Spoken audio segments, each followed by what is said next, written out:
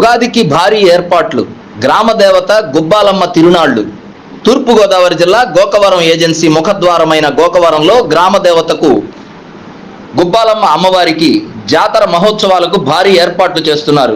తెలుగు సంవత్సరాది ఉగాది సందర్భంగా ఈ నెల 9వ తేదీ నుంచి 13వ తేదీ వరకు 5 రోజుల పాటు అత్యంత వైభవంగా ఈ జాతర మహోత్సవాలు జరుగుతాయని ఆలయ కమిటీ సేవకులు తెలిపారు.